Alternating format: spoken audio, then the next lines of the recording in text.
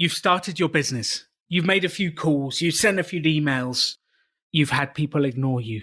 How do you find the energy to keep going? You're going to be rejected. People are going to ignore you. When you're starting your business, you're trying to go out into the world, get people's attention, get them to be interested, find enthusiasm, and then ask them to buy. And that process is tough. Rejection is coming.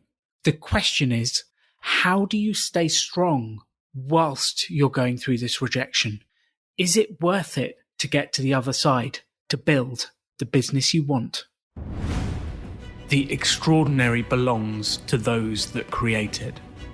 Rebelling against business plans and debt, rebelling against what society expects of us, to build cool businesses, make money, have fun, and do good. Let's create something extraordinary together. Welcome to the Rebel Entrepreneur. So welcome to the Rebel Entrepreneur podcast, and I'm very excited about this episode. I had someone contact me through Facebook Messenger who said he'd been listening to the show and had built a business around golf. And I was intrigued. I don't know many people running golf businesses. I was fascinated. So I thought I'd reply. We had a chat and we set up a chance to chat on the podcast. So welcome to the show, Travis. Oh, I'm so stoked to be here, Alan. And like I've mentioned to you before we press record, I'm a huge fan of you and very, very active listener to the podcast and pretty much everything you produce. And you've pretty much set the tone for me for where I am today. That's amazing. Thank you. And I think, well, sometimes you just record a podcast, and I was reflecting on this the other day. You just chat to one person on the podcast and then you put it out there and you hope, like you can see the numbers of people listening and you hope people listen, but you never know until someone comes and says, oh, I actually listened to that and did something about it. So to get people contacting me and say, oh, this episode, I did this and I sold something, that just makes my day, because that's basically what this podcast is all about. The podcast from the start has been, can we inspire people to make money doing something they love and just get going? So tell us, where did this all start for you? Because I'm assuming you haven't always run your business. No, definitely not. Yeah. So golf I've played since I was a child, and I started coaching golf in 2012. The previous 5 years before this, and actually I probably wouldn't be on this episode if certain things hadn't happened, but the previous 5 years I was coaching golf in Shanghai, China. Oh, wow. Of all places. And had a fantastic experience in China, worked for an amazing staff team, learned a lot about just coaching golf and just the business side of things. But I was an employee of a golf academy out there in Shanghai. That's an incredible job. Like, as far as jobs go, that's an experience. Had you been to Shanghai before? Yeah, I'd been there before. I taught English in a city close to Shanghai in 2009 to 2011. That's actually where I met my wife, who's Polish, not Chinese, ironically. Yeah, we went back to China after I started getting in the profession of coaching golf to coach golf with a contact that I had out there. So I had been there before. That's incredible. So yeah, I'd probably still be in China. Actually, I know I'd still be in China had the pandemic not happened. And a couple interesting things here is, so I've always been an employee. I've never been self-employed until this point. And like I said, I enjoyed my job. I was going down the FI path from Shanghai, China. Started my own FI group before I found Choose FI. Wow. Got up to 100 people. Yep. And that's how I found you, actually, was just kind of through the FI community. So my wife and I, we had our finances pretty well in order. I had a good income. We were saving, investing. We had money aside for travel. We had this big plan at the end of 2019 that we wanted to saving enough money in an emergency fund or transition fund so that when and if we move back to the United States, we would have enough money to kind of give us a runway for 6 months to a year just in case. And that was November 2019. That sounds like that came in useful. Well, yes. So come January 2020, we take a 3-week holiday back to the US to see family because it's Chinese New Year and nothing happens in China. Except the only thing that happened in China this year was coronavirus. Yes. And we were in America when that happened. And my wife was 6 months pregnant with our second son. So I messaged my boss and I said, hey, what's going on with back in China, with this thing called coronavirus? Yeah. Because I was just there 10 days ago. And he just said, yeah, you probably shouldn't come back right now with your pregnant wife and your older son. Maybe wait it out a little bit. So we waited 6 weeks. And so, I had my travel fund that was supposed to last for 3 weeks. Now we're on 6 weeks. And we're now not looking like we're going to be making it back to China because my wife's like, I don't know if I want to go back and deliver a baby there. So what do we do? So we diverted to Poland. So my wife's from Poland. Yeah. Oh, wow. So we got to Poland and I dropped her off. I went back to China. I was like, I'm going to work for a couple weeks and then I'm going to come back and make sure I'm there for the delivery of our son. And next thing I know, I'm in China and everything around the world, like shit hit the fan. Yeah. Everything closed. Everything closed. So China closes their border to nobody. If you're in, you're in. If you're out, you're out, basically. And they cancel all flights. You only get one flight per week per country. So I got an emergency flight from Shanghai to London, Heathrow. Wow. And I'm a FI guy. And we don't like to spend money on flight tickets, do we? No, I don't like to spend money at all. But I think this is an situation where you're going to have to have spent more than you realized. Yeah, $3,500 more than I wanted to spend. Ooh. And so anyways, I get back to Poland in time. I'm there for the delivery of my son. He was born on my birthday. It all worked out really well. Now, I'm in Poland. I don't have a job. So I'm starting to think, what do I do? And people don't... Do you think people play a lot of golf in Poland?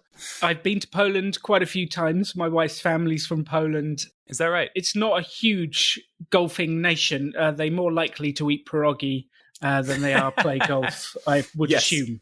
Yes, you are right. But I took one of your tactics. And I was like, you know what? I'm just going to call every golf course in the country and see if they can hire me. Oh, I love that. That's action. Yeah. That's positive action. I love that. Yes. And you know how many people said that they could hire me? 0, because it was crazy times. Yeah, exactly. Right. So waited it out. Anyways, the only thing I could do was start a podcast. So I did that. And it was around junior golf, which is something that's a passion of mine. And I was thinking if I can start something that is important to me, to potential future clients, it might pay off in the future. So that was all I could do for 10 months until we got back to the United States. So that's the back story about where I'm at. So I get back to the United States and I'm like, what do? I need to start a company. I need to start a new job, a new business. And my whole family had a lot of doubt. And what do you think my family was trying to tell me? Get a job, to do? Get a secure job. Come on. That's the way to do it. And they care about you. They're doing what they know will lead to security. And that's the best they can do. And that's like, I have the same thing. My mum wants me to, she's given up now. But she wanted me to get a job and stick at it. And same with my granny. Yeah. So they tell you, get a job that will lead to security. 100%, right? So my mom's searching for golf jobs for me. She said, Travis, here's a golf job. Why don't you do this one? My brother's sending me sales jobs that aren't even in the golf industry.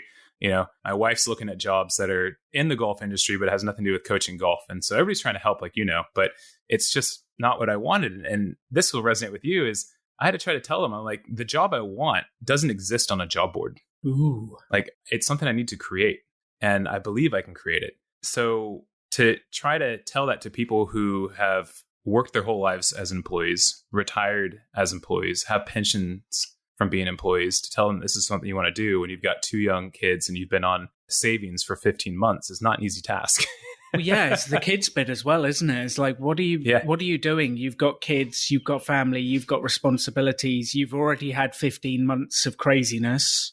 Right. Yeah. And well, society is trying to protect you. They're trying to look after your family. They're trying to do what they know best. But that makes it hard for you if you've got this thing inside you that says, I know I can do this. And then all of a sudden, rightly and wrongly, it's you against the world. And you all have positive intentions. You all are doing it for the right reasons. But it's you versus the world. 100%. And, how do you feel when you're alone in that situation? And people start doubting you and stop believing the words that you're saying. And you have this image in your head, right? It goes one of 2 ways. Yeah. It goes one of 2 ways. You either collapse and give in and get the job, or you start to fight. And it's not pretty at times, but you kind of claw your way out. Mm-hmm. I've been there too. What was the vision you had in your mind at that point? What was the job you wanted to create? So I wanted to create a job where it was primarily focused around children and families. So basically, I believe that experiences and a positive community and environment will help everybody thrive, regardless if it's golf or not. So I wanted to create a golf experience around that. And I needed management to be open to that type of idea at a golf course. And I needed it to be where I could come in and do it kind of on some of my own terms, being separate from an employee of the golf course. And so that's what I was looking for. Okay, so you were looking for a golf course that could be your home, Mm-hmm. And then to say to that golf course, you give me the space, I'll operate the business, I'll probably promote to your customers, I'll bring in new people, and then some kind of profit share or some kind of fee, something that comes as you grow the business and become more successful. Yeah, I think you could be a golf coach, Alan, just understanding that dynamic. But yes, so what did I do? I took the same tactic and things I've learned from you. I had 3 areas. I was San Francisco Bay Area, Sacramento area, and San Diego area. Okay. What did I do? I called every single freaking golf course I could and just like literally cold calling, trying to tell them who I was, what I was about, and what I was trying to do. First 2 weeks, you know, people picked up the phone. Oh dear. Like I've been there. Actually picked up the phone. So in 2 weeks, you didn't speak to anyone. Well, it surely felt that way. I would say I spoke to probably 2 or 3 people out of the 50 or 60 calls I was making. And it took about 3 weeks until people started calling me back. Wow. So like there's some questions here. How? Yeah. Because I talk about this a lot, that there's a period where you're doing stuff and nothing happens. How did you get through that? Because the rejection at that point, like that caused me a huge amount of pain. How did you get through that 2 to 3 weeks of just putting energy out there? You know, there was some type of deep down belief that I knew that from my experience and the person that I was, that if I could just get the right person on the phone, they would start to sense just from my enthusiasm over the phone that, hey, this guy might have a decent head on his shoulder and he might be able to add value to our facility. And my brother always told me, he's a salesman and he's very successful in every company he's ever worked for. But he always said, you know, you're one more no away from a yes. And so I heard a lot of no's, but I knew there should be a yes at some point coming for it. Because he's hoping for it. And, yeah.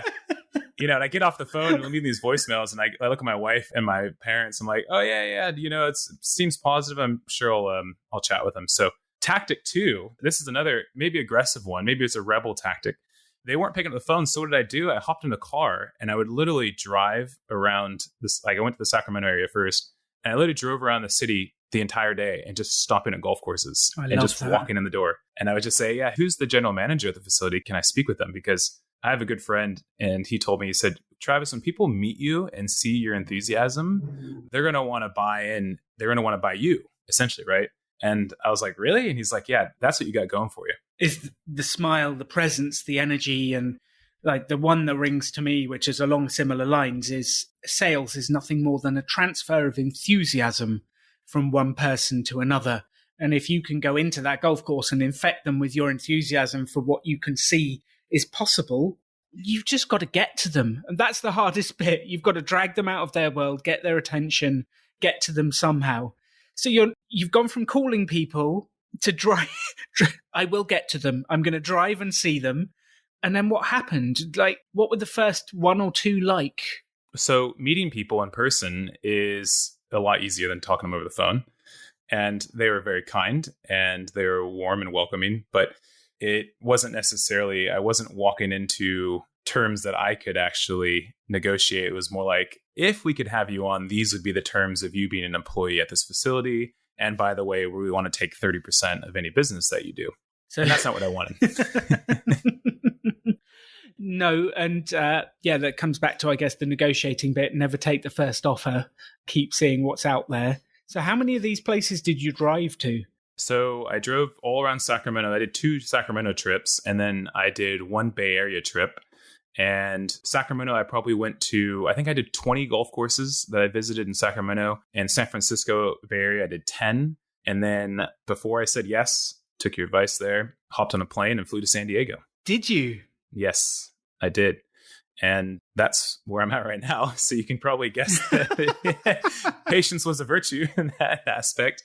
So I came to San Diego and I had 10 courses I wanted to visit down here. And I had a few appointments set up to meet with people. And of course, the morning of, they said, oh, can we reschedule to tomorrow? You know, and it's like, geez, I've just flown down here, right? I've flown here. Yeah. Did you say that to them? I was kind and I just said, okay, yeah, you know, I think I can rearrange things. And I remember driving in the car, and I'm not like a spiritual guy at all, but I remember driving in the car and like, you know, I've just been through 15 months of tough life conditions. And here I am with all the doubts and everything. Haven't found anything in Sacramento or the Bay Area, and I've flown to San Diego. And I'm like, these people, like, they still don't even want to see me. And I'm just driving the car and I'm saying out loud, Travis, just don't give up. And I don't know why, but like, I was at this point where it's just like, I have to convince myself like to not give up. And I could tell you exactly where I was on the highway when I was saying this out loud, because I just remember thinking, it's like, just stay positive, don't give up. Something's going to work. I just know it. And sure enough, around the corner, something paid off. And I found a facility that kind of ticked off all the boxes that I was looking for. Was this one that you had a pre-appointment with, or one that you just drove up to? Yes, so I had a pre-appointment to this one. Yes, I did. And they didn't rearrange. You showed up. They did rearrange, but I still showed up. So they tried to rearrange. They tried to fob you off because they were busy, but you were like, no, I'm still showing up. I walked in, I sat at one of the picnic tables outside, and I just waited. It's like, I've flown down here. Just find 10 minutes to see me, please. Please. I'm like, mate, I mean, I've been through, at this point, I've been through everything. It's like, I can't give up. Like, I've flown here. I have to have this meeting, right? Oh, man. And I think when people hear about successful businesses, they sometimes forget the pain people go through when they're starting. And I also think that we forget, like, we're looking back at laughing at it now, but I bet at the time it was quite an experience just to stay positive, just to keep going. And I think if anyone's listening to this right now and you're in that stage of your business where you're putting it out there, you're doing as Travis did and you're calling everyone and nothing's happening, stay positive. I mean, what would you say to people, Travis, if they're in this stage where they're putting energy out there, they're giving energy, they know they've got a good idea, and yet they've just hit brick wall after brick wall? What would you say to people? Don't give up. Plain and simple, don't give up. I mean, that is what kept me motivated. And deep down, again, I'm not spiritual, but I think when there's something in your gut that's saying you can do this, or something in your gut saying, I know I can make this work, I think you've got to trust that and just know that there's an opportunity around the corner. And that's what I kept telling myself, was that there is going to be an opportunity. I know that myself as a product of who I am, I know I can perform. I just need to find the right place at the right time. And being patient really did pay off. Yeah.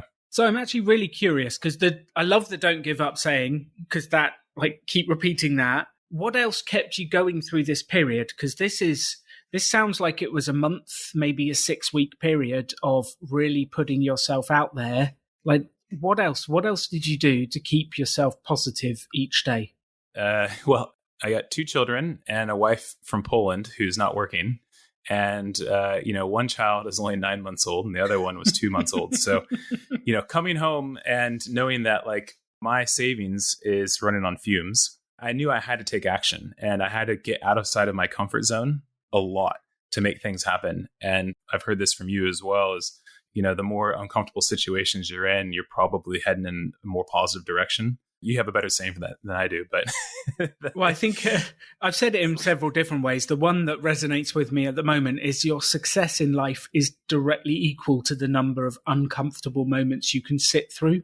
Mm-hmm. And at the time, it's never nice because you're like, oh no, not another uncomfortable moment. But you have to kind of remind yourself that the success you want is waiting for you at the other side of these uncomfortable situations. And I've definitely had that experience. I got to the stage, and my business partner reached this, Simon, as well, was that we actually started seeking out the uncomfortable conversations, because the earlier we had them, the smaller the issue was. The later you have an uncomfortable conversation, the bigger the issue is. So we, at some stage, I think it's worn off slightly now. I'm less excited about uncomfortable conversations, but you go through periods in your life, don't you? But at that stage, it was like, give me the uncomfortable conversations. I want to make progress. Come on. So let's go back to the picnic bench. I have this image in my head of San Diego. The sun is shining. The birds are singing. You're on a picnic bench thinking this person tried to get rid of me. What happened? Did the person you were meant to meet actually come out, or was it someone else? Yes. So the general manager came out. She had just finished a golf lesson herself. So she coaches golf as well as manages the facility. So she came out and was very happy and very warm at the beginning. And I think first impressions are huge. And so I had a good first impression of her and the facility, and just her enthusiasm about what they were planning on the future and why they were looking for somebody who would be wanted to do similar things that I wanted to do, which is kind of create this family environment around the facility. So we kind of saw eye to eye with that. So she gave me a tour of the facility and basically said, verbally, if you wanted to come here and work independently, you could start here tomorrow. And I wasn't ready for that. I was like, oh, geez, okay, well, it's like, where were you 15 months ago? No. Yeah, and the terms were good, right? And from a business standpoint, the terms were good. And it was, I pay a set fee at the facility. They're not going to take a percentage of my business. Wow. And as far as the opportunity goes, I think the sky is the limit. And one thing I didn't mention is that during the pandemic, golf was booming because it's a safe sport played outdoors. Socially distanced. Yeah. So while I was sitting on the sidelines in Poland, waiting out to get back to the United States, I was hoping that I would still be able to, kind of catch some of this momentum. So you've got the deal. Did you fly back or did you ask your wife to fly down? Like, what happens then? How do you transition? Because, you're moving to a new city by the sounds of it. Yeah. So, I think you've got to realize, you've got to be creative in a lot of decisions that you make. So during the pandemic, I said I would not separate from my family, especially in a different country. So in this situation, I had to go back to my wife and say, okay, look, here's an opportunity. It looks like it's everything I want. I know I don't have a salary, but I think the best thing is I go down and try for 2 months on my own without you guys to see if we can make this work. And you guys stay with my parents. So that was the start of the transition, the start of the conversation. My wife, the first thing she said, that was going to be my idea, actually. Wow. That's very supportive, especially given young kids and the situation.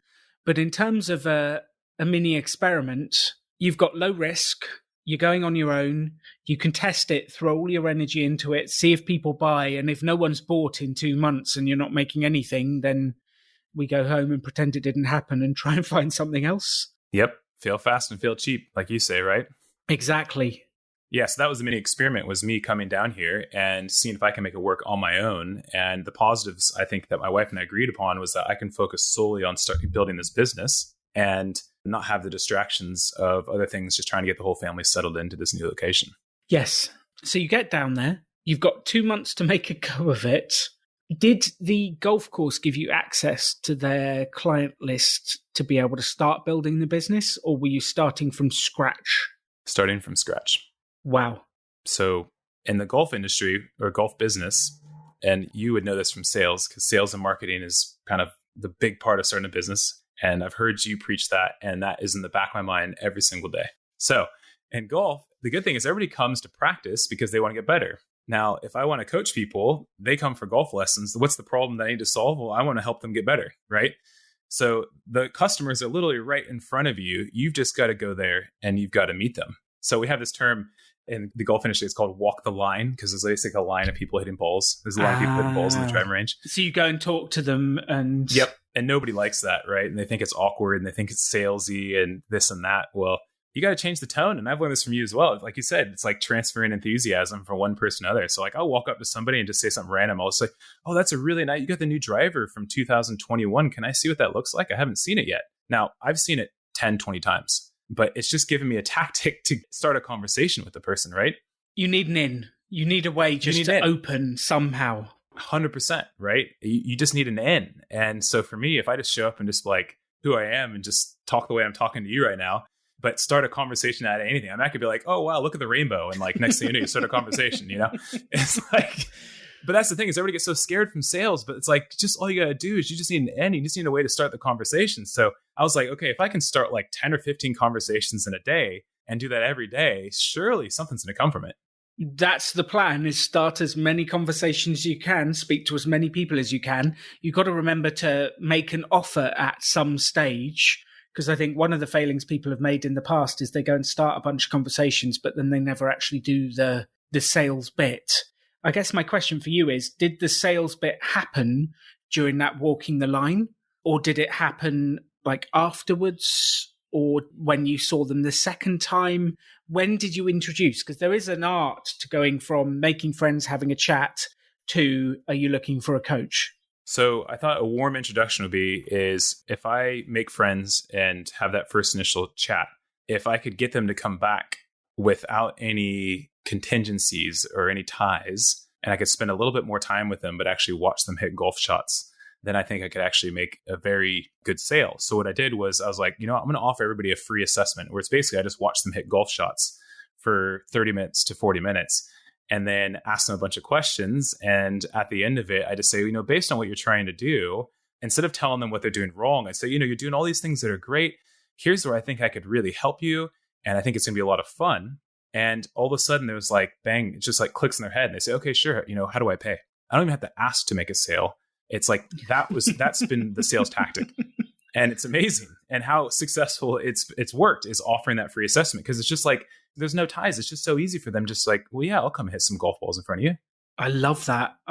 And quite often people are looking to improve. They're looking like, I just wish sometimes people would make it easier for me to pay. There's things I want to achieve if it was easy and if I had an in, but then sometimes it's quite tough. And, they ask for a big amount up front or they ask for this and you get put off. And yeah, you get to know someone in a free assessment and think, this is fun. We could do this. I love that. So you walk the line, do the free assessment. This is sounding very much like the gym industry. You walk around the machines. You offer people a free assessment.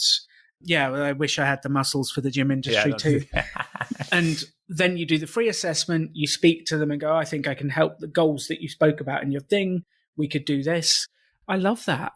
So I'm guessing that's not been that long since you started this because we're now in June. How long have you been doing this now? My first day at this facility was March 20th. Oh, wow. Yes. And my first sale was on March 22nd. That's incredible. Yeah.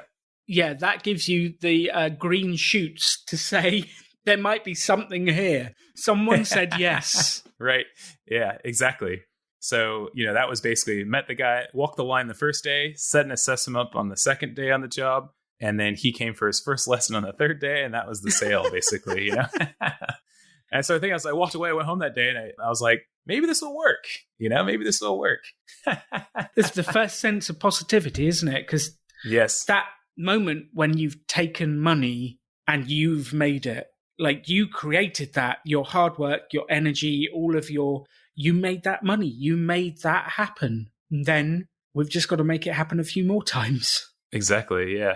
What's interesting too is my mind coming to this facility was that family orientation, children in golf. They're called junior golfers. And after about 6 weeks of working at the facility, I hadn't coached a single child yet. Oh, wow. And I remember you saying you can have a niche or a niche, but that doesn't mean you say no to other opportunities, right? So it's like my niche has been junior golf and children, but I haven't coached a single one yet, right? But my thought was like, okay, well, surely these adults have children or they know somebody who have children. So let's just give it time and let that kind of build and resonate over time. And sure enough, it's already, started snowballing in that effect. So what are the kind of things you're putting on for the kids? Do you put on like a Saturday morning, 2 hours with a bunch of kids and you sort of run some experiences, or how does it work? Do you run the sort of father and son stuff? Because I'm already having a million ideas of how you could create experiences for the junior golfers. And I'd love to hear more of those as well over time for sure, because I'm open to those. But yes, definitely. I hosted a parent junior or family event a couple weeks ago, which I thought nobody would sign up for. And we had 28 people. So that would be 14 kids and 14 parents that came. But the actual weekly programs, so the children come once per week. They come for an hour. And then every other Saturday, they go on the golf course. And so thinking of a niche, a lot of golf programs, they just teach you on the driving range. They teach you in a one-on-one setting. Personally, I think it's boring. I don't think it resonates with children and what they want, which is fun. But also it doesn't allow them to get on the golf course because, for us golfers, the old school mentality is you can't play on the golf course until you have, 5 or 6 golf lessons. And I think that's BS. And I think you can play on the golf course from day one. It's just we got to scale the golf course to everybody. So, for example, Alan, do you play golf? Have you ever played golf before? I think I've played like 3 times. Okay. I'm not great. So what I would do with you is I would do the same thing is instead of having you start where it looks like all the other men start, our egos get strong. I'd have you start only 25 yards away from the hole. So it's like you could essentially pick up a club right-handed or left-handed and you'd figure out a way to get the ball from A to B into the hole. And so we do that with the children. So that's kind of the niche because nobody in San Diego is offering this type of programming. And that differentiates what I'm doing compared to what everybody else is doing. And so far, it's like already taken off. I love that. I love that. So the golf business was set up in March. We're in June. You've been going less than 3 months. Can you see a way to earn the money you need to earn to look after your family, to bring them down to... I'm assuming that eventually, because you've finished the 2-month mini experiment now. Mm-hmm. Yep. God, I started so many questions and didn't finish any of them there, Travis. That's very poor podcasting on my half. I'll ask one question. Where are your family at the moment? My family is here. Ah, Yes, my family's here. And I think that would tell you that the mini experiment paid off. My initial goal for month number 1 was like, if I could just like sell $2,500 in the first month, maybe this can work. Maybe. And that'll at least pay for the rent, cover some of my costs, not the business ones, but cover my living costs down here. And I just thought if I could do that, I could tell my wife that this might work. Month 1, I blew that goal out of the water. And my first month's revenue was $7,000. wow. That's phenomenal. Congratulations, Travis. Yeah, thank you so much. I called my wife and she went and bought a bottle of champagne and drank it with my mom. And drank it with your mum. You didn't even get to drink the champagne. Yeah. Unbelievable. Yes. So the mini experiment for month 1 and for month 2 was a success. And so then you can afford to get the house, bring the family down, set up, and then becomes the game of growing the business and having fun along the way. Yeah, absolutely. So where are you right now with the business? Like, you're 3 months in.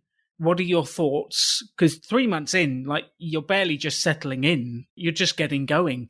3 months in, I didn't know what I was doing, Travis. You're way further forward than I was 3 months in. Well, I appreciate that. I don't know if I feel that way, but that's kind of you to say that. Yeah, where I'm at right now. So my primary focus would be to coach group golf lessons, ideally to junior golfers, or also I have a ladies group as well. And I would do the same for men. Now, I still teach one-on-one lessons. So remember going back to what's my niche versus not saying no to other types of business. So I still teach one-on-one lessons to mostly adults, but I would like to, in the long-term, transition just to teaching the group classes. And I think for 2 reasons. One, I think it's more interesting for the customer. It's more cost-effective for the customer. And for me, it's higher revenue for basically my time that I have to put in. And I actually enjoy doing it more than the one-on-one lessons. I think long-term, I want to transition into having a business that's primarily around just group coaching because I'll be able to have a good work-life balance. Plus, I will be able to earn the money that I would like to earn for myself and for my family. So I guess the question I have is, it sounds like a win-win-win currently. The question I have is, do they win on performance? So are they actually learning as much through the group coaching sessions? Because it's more cost effective for them. It's more interesting, but are they actually improving? Are they actually learning through the group coaching? Is there any way to prove that? Is there any way to show? Because the assumption is one-to-one lessons are better. Like, if I have someone standing over me correcting my swing, that is better. But that, like, just because an assumption is an assumption doesn't mean it's true. Right. So I would agree with that. A one-on-one lesson would be better for an adult who's kind of inclined for that type of environment. A good analogy would be like if I'm coaching a child and the child's 6 years old and I put them in a one-on-one lesson, it'd be like send them to a college age lecture. Okay. Which that's not going to work, right? So the environment has to be kind of geared around towards their age. And I think a group setting, you may not see the actual immediate results, but let's just talk long term. You know, we want to keep children in the game of golf for as long as possible. So developmentally, it's much better for them to be in a group setting because the environment itself provides things even my voice can't provide that a lot of times I think is overlooked. So for that type of customer, which is who I want to gear towards, you know, yes, they're going to be improving. And again, that environment's going to provide that. Now, if you're an adult, you're male, you've been playing golf for 20 years, yeah, you're going to do better in a one-on-one lesson. That's for sure. So are you still doing the podcast alongside things, or there's a nod? Yeah. There is a nod, which is bad podcast etiquette. No one can see you nod. That's right. They can only hear my voice. Yes, the podcast is. Yeah, the podcast is going. And like, when you talk on your podcast and say, you've got all these tasks and all these things you got to do, and you've got to do your intros and outros. I actually didn't even know what one of those was until you basically said on your podcast. And I was like, well, I should probably add that into mine. So yes, I just released 42 weeks in a row. So my 42nd episode just came out on the podcast, and it's been huge. What I predicted when I started is actually starting to come to life, because people think it adds credibility to who I am. People think I know what I'm doing or what I'm talking about, when really I'm just interviewing guests. It's like, hey, I'm learning along with you, but it adds that validation, that credibility to who I am. And the podcast makes me look better than who I really am, but it's helped me huge as far as from like a network perspective. And I'm sure you would agree with that, right? And actually how I found this facility was from a guest who was on my podcast, who recommended this management company who runs the facility. And he said, when you're down in San Diego, check out these facilities. And, sure enough, here I am. Wow. So you've created something, you've put energy out into the world, a lead has come back, you did a lot of following leads, and then good comes from it. And this is going to sound slightly woo-woo, but I do think if you put positive energy out into the world and you do positive things, it'll come back to you somewhere. Like, very rarely do you put something out and help someone and they immediately help you back. It's normally you help 5 people over there and then something good happens over here, and it's random and it's different, but it seems to work. So I'm a big believer in putting that positive energy out there. And it's the same walking the line. If you walk the line well and chat to people, you're adding to their lives. They're happy to see you. There's smiles, there's laughter, there's enjoyment. And yeah, you're putting positive energy out there. I totally agree. So where's next for the business, Travis? Where are you focused next? Yeah, I think the big focus for me, first and foremost, is because it's only been just over 2 months, I still need more people to know who Travis Howser is and what my product is. So I'm going to be doing the summer camps that are run through another organization, but at our facility. Now, the good thing about that is I'm literally going to be seeing hundreds of children and meeting hundreds of families and probably getting hundreds of contact information from these families through the summer to then be able to feed that into future business. And I'm currently doing preschool classes. My oldest son's 3.5. He joins that. That's part of my why. And I want to be able to have things that basically any family could show up and say, you know what, like our family can come here and there's going to be something for all of us. So working on building that. But first and foremost, it's just, I got to make more friends while I'm here. And people just need to know who I am. Yeah, they sounds like it's an incredible opportunity over the summer as well to build the mailing list, to capture the details, the email address, the names, to do all those things. And the more people you can get involved, the more people you can contact, the more people you know, the bigger you'll build the business and go. Absolutely. I would totally agree. So that would be it. And then just feed them into the group programs, and then long-term, maybe hire on an assistant coach that then allows me to make each hour see more people. Because for quality, like you mentioned, I don't want to have the ratio of coach to student too high. So right now, the maximum ratio is 6 students to 1 coach.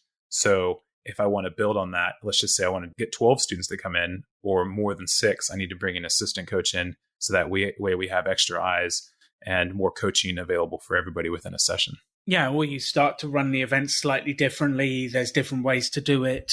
I think, yeah, it depends on how you do it. But then you're starting to grow the business and you're growing a real business, which I love. So from this journey of employee to surviving the pandemic to building your own business, what are the biggest things you've learnt on this journey, Travis, that you want to tell the Rebel Entrepreneur audience about? I think if you've had an idea to be an entrepreneur or do something on your own, properly planning as well as you can will help. And I think the financial independence world ties in very well with this, because you definitely need to have some financial stability to give you confidence going forward. And if you understand those things, I think it's going to help it a lot. Now, when I started my business, I was running out of my savings. Fortunately, I had my investment separate, but I was running out of my savings, but I was confident that if I could get the money coming in again, I would get back on track, right? So that helps give you confidence. So yeah, I think the Rebel entrepreneurs, they just need to go for it. And I've said again a few times, just don't give up. Like, you really would be surprised that an opportunity will be around the corner. if you're enthusiastic, people get to know who you are, what your product is, and how you're going to solve a problem for them. I think you will be successful in one way or another. And do it and be patient, because you never know when all of a sudden something's just going to click and it's all going to spring forward and you'll have this new wonderful life in front of you. I love that. I love that. Yeah. So do you just want to take over, or shall I tee it up? I'm going to take over right now. I love that. Alan, I've been dying to have this moment and opportunity. So I'm the host now. We're going to switch it. And everything sounds great now. Now, the start of the episode started a little bit gloomy, but it was important for people to understand, what that journey looked like to get to where I am now. It's only been 2 months. I'm a fresh entrepreneur. What do you think it is that I need to be aware of? And what do you think it is that I should be doing going forward, let's just say over the next 6 months to a year, to kind of help me continue to grow the business and stay on the right track? Love that question. I think the first thought that came to mind is, like, we're in a rosy golden period at the current moment. Something's going to go wrong. And like they talk about this in the financial independence world, the stock market will crash. It's a fact of life. It's not if, it's when. And in any business, no matter how much your intentions are good, no matter how much you try, something is going to go wrong at some stage. And that's okay. It's not about having a lack of problems, about how you respond to them. So I think just having that in mind, that it's not always going to be rosy. Someone's going to complain. Something's going to go wrong. A club will break. Who knows? Like, something random will happen. And that's okay. These things happen. Then we need to figure out how to get over that. And I think that's really important to realize, because I was blindsided by some of the stuff when I was younger and running my business for the first time. Something would go wrong and it felt like the end of the world. Like, it literally felt like the world was cratering around me because this client had complained or something had gone wrong. And I felt devastated. And actually, looking back, I didn't need to feel devastated. I just needed to look after them and say, it's okay. I understand. Let's see how we can fix it and do something about it. So I think, there's going to be issues. Any business, there will be issues. So just thought one is have that in mind. And thought two is the thing that actually, I mentioned it just briefly earlier. It's the thing that I never did, which is to build that list of potential customers and mailing list. I never did it. So do you have a mailing list, Travis? Do you have some kind of customer relationship management thingy? Yes, I've been creating that from almost the beginning. And there was an episode, it was within the last 6 months, and you talked about this on your podcast. And I was like, oh crap, I need to get on this. Like, I need to start collecting these emails. And so I spent like a week ago going all the way back to like day one of people who emailed me to make sure I put it on a list. So then that way, when I send out these emails, they're on it. So I've just started doing that. I would say, well, I guess I started doing it 6 weeks ago. Yeah. I love that. And then when it comes to you're running your annual junior competition, you can email everyone and say about it. When it comes to you've got your big event, or you've got this, or you've got that, you can tell everyone about it. But if there's no way to get back to all those people you've met over the years, you're lost. So I think over the next 6 months, it's keep building the pipeline. And even if you get busy, never forget that we've still got to do the sales work. We've still got to do that. Because I think I found out why, Travis, I don't know if I've said this before, I found out why that everyone thinks having a small business is boom or bust. And the reason is, at the start, we have no customers. So we put all our energy into finding customers. Then we get customers, and then we're doing the work. And when we're doing the work, we forget to walk the line, send the emails, make the calls, and do the stuff. And then you've been looking after those customers, and then it quiets down again. But your pipeline, one's pipeline doesn't exist because you've stopped doing the sales work. And then you get back down to the bottom and you're like, oh, I need to get business. And you go back out. Same thing again, you get busy. And I'm a slow learner sometimes, Travis. This probably happened for about the first 4 to 5 years of my business, this exact cycle, before I realized, oh, if you want sales to happen on a regular basis, you need to sell on a regular basis. And it sounds so simple when you say it like that. And I think lots of times people listen to my podcast and go, this is so simple, Alan. And it's like, well, it is. But I tell you what, it took me 5 years of pain to work it out. So that consistent sales work, building the connections, building over the period, will create that foundation of people who love what you do that will keep coming back. Because no matter how hard you try, you will always have a percentage of customers drop off because they move out of town, they go somewhere else, they take up a different sport for a while, they get excited by squash or rollerblading or skydiving, who knows, and then they come back to golf later. But if you're not filling the funnel from the top, if you're not bringing those people in, you'll have a rocky ride at some point. So I think my biggest piece of advice to you is you've had some initial success, which is phenomenal, and I love it. Don't switch to completely drinking champagne. Make sure you do the hard, gritty sales work. Well, you didn't even get to drink the champagne. Your wife needs to fix that. Yeah. But does that make sense? The daily sales activity. Yeah. So to follow up with that, because I totally agree with you. And I also totally agree with the fact that it can be difficult and you get caught up with like catering to the current customer base. How do you balance that out so that like, what is a tactic that you do? Is it something that you do in the mornings? Is it something you do on Fridays?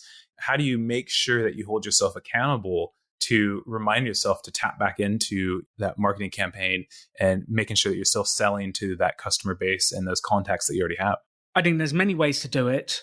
Keeping the email list engaged. So maybe it's once a month you send an email out to the mailing list. Here's what's going on. Here's the upcoming events. Here's what I can do. Here's the latest podcast episode. You've got content, you've got value, and you're engaging people. And then having that schedule of doing it. You're doing the weekly podcast, which is phenomenal. And then maybe it is something that really worked for my wife and I was sort of a tick sheet. And it didn't have days, but it just had like 3 times in a week, I'm going to walk the line for half an hour. And it's called a run streak in many things. So my wife did it for meditation, and she had to meditate every day. Didn't matter how long, like 2, 3, 4 minutes, but she had to meditate every day. And she got to something like 360 days. And by that stage, there's no way I'm giving out my run streak. Like, I don't care if you want to hang out with me, Alan. I need to do my meditation because there's no way I'm giving that up.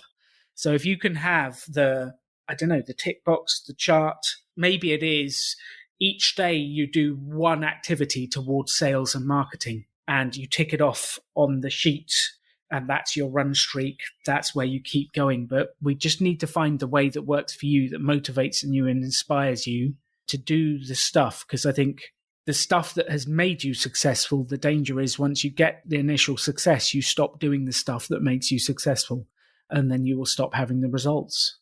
No, I think that's huge. So then one other question would be, once you start feeling that sense of you start to get busier, but then you start feeling a little bit overwhelmed, what should an entrepreneur do at that point? So should they, for example, start looking into bringing on more staff? Should they start, how do you balance that? Because you don't want to be so overwhelmed that you stop enjoying it, right? So, what would be a tactic that you would advise when you start feeling that sense of an overwhelmed feeling? So it happens all the time. It's actually happened to me this week. Is that right? Yeah. I've been recording a new coaching series. I've got behind on the intros, the outros. I've got behind on the description. Actually, it wasn't going to be a coaching series. So I recorded it as 2 episodes to start with and then recorded 3. And now it is a coaching series and it's actually quite good. But I'm feeling overwhelmed. Like, when am I going to Everything you do is good, by the way. Just so you know. Don't say that. I'll get a big head and then there'll be some bad episodes coming. It's like Breaking Bad with the fly episode. There's always one bad episode. But it will happen. And Katie and I got quite stressed because of my stress. And it's taking a deep breath. It's figuring out what you can do. Like, sometimes I hesitate to say immediately get new staff, because sometimes bringing on someone new compounds the problem to start with. And actually, the time to start grooming, preparing the next person to work with you is before you need them. So if you're at 80% capacity and making decent money, then that last 20% of capacity, you should start thinking about, who can I start to introduce to work with me? How can I start using that capacity? Because if you get to 100% capacity, and then you're thinking, okay, how can I expand? Well, you've literally got no room to get that person up to the level you want to. And I probably waited too long.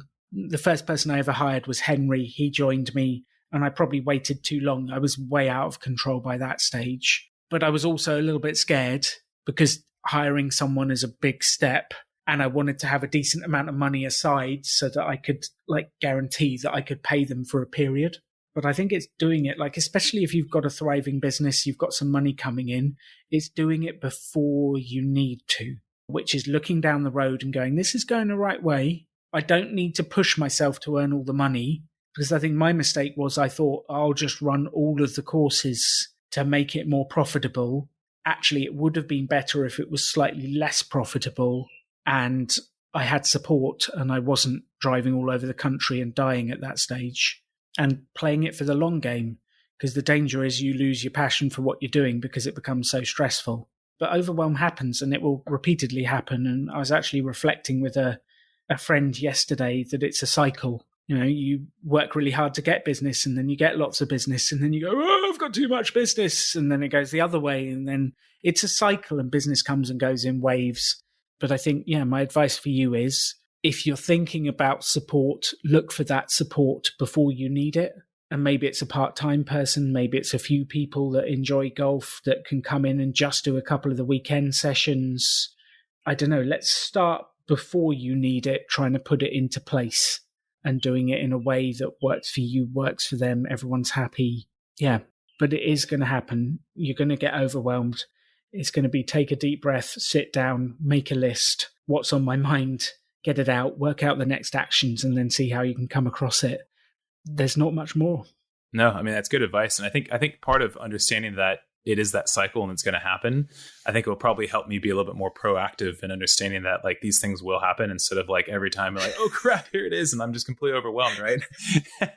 But I think awareness is huge. And being able to just hear that from you, who's been through these experiences, makes me then understand that, it's okay when it does happen, but let's just try to be more proactive so that before it actually gets a little bit too out of control, I'm already kind of prepared to fill that 20% as opposed to wait until I'm at 100. And I think that's really good advice. I like that a lot. Excellent.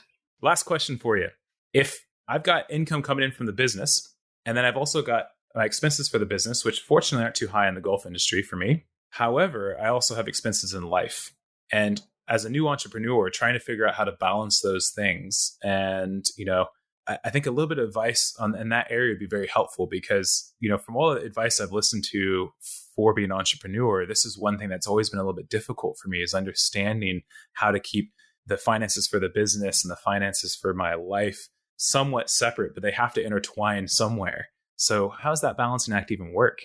So I think from my perspective, as I've got better at this, it's been applying the financial independence principles to business. But I never really thought to do that in the early days. I never had an emergency fund in my business. But now I have an emergency fund in the business, and I have an emergency fund in life. And if things happen like they did in COVID, when COVID hit, our expenses were a little bit higher. At a cut down minimum, we were 20 grand a month just to survive with staff and stuff. Right. And we had over a year's worth of runway based on our emergency fund. So we didn't have to panic when COVID hit. We built that up. You're not going to be able to magic up a sum that big to start with, but I do think it's worth starting to build, having the 1 to 2 months in the business and 1 to 2 months in life, so that you've got that there just in case. And then I'd start to think about, okay, how am I setting my business up for the future? But really, the business is the cash cow that is going to buy the investments in your personal life. So seeing that business as that brings in the money, it's got its own emergency fund, it'll be fine, it's working. And then the money that comes out and through to your personal life is the stuff I'm going to buy the investments with. That's what's going to buy my freedom. That's what's going to mean that I don't have to be running golf stuff for the rest of my life. I can do it if I want to and when I want to. But that's how I see it. But yeah, applying the financial principles from this world to the business world is actually a really smart thing to do that people don't think about very often. That's solid. I love that, because that connects and resonates with me, being a guy who before being an entrepreneur was a financial independence guy. So that makes a lot more sense in a very simplistic way. I love that, Alan. Thank you so much. It's a pleasure. And actually, I was really, really interested in this. When I first met Mr. Money Mustache, Pete, we had a really interesting chat, and it was surprising how many of the principles of the Rebel Business School actually tied into the financial independence principles, which was get what you can for free, barter, don't spend money sillily, save. Like if you make money, save it, have it aside. And it's incredible how many of those principles can apply to business. And in essence, it's just good life management. It's just good money management. It's awesome. I love that. It's so good. Thank you, Alan. Yeah. Thanks for letting me flip it and, host your show for a few minutes and ask you some important questions that were very valuable for me and hopefully for other listeners out there as well. I absolutely loved it. I'm really glad you did. And we've got a lot more of that coming up, actually. We're planning a whole set of podcast takeover episodes where the listeners will be taking over the show and grilling me for once. So that is coming up, which I'm very much looking forward to it. So before we move on, Travis, how can people find your podcast? If they're in San Diego, how can they find you? Where can people find out more about your golf business? All right. So first of all, the podcast is called Raising Golfers, like raising a child, Raising Golfers podcast. And you can find me on pretty much every podcast platform. And I also have a website, raisinggolfers.com. And you can find me here. I'm actually in Carlsbad, which is North County, San Diego, at a golf course called Rancho Carlsbad Golf Club. And if you are in this area and you would like to come out to meet me and have some fun and just have a good old chat, you can come for that assessment. And the worst you get out of it is you have to spend 30 to 40 minutes with me. I love that. I'm planning on coming back to San Diego, so I will pop in and see you and say hello, Travis. Thank you so much for being on the show, sharing your story, your energy, and your ideas. I truly appreciate it. Thank you, Alan. It was a true pleasure. I loved it. And if you're listening to this, please take away that behind every overnight success is a whole host of rejection, pain, and putting yourself out there. And Travis went out there. He rung all the golf clubs. He made all the meetings. He saw all the people. And he had to go through a huge amount of rejection to get to where he wanted to get to. So if you're in that period right now, please keep going. Keep making the calls. Keep doing it, because the extraordinary belongs to those that create it.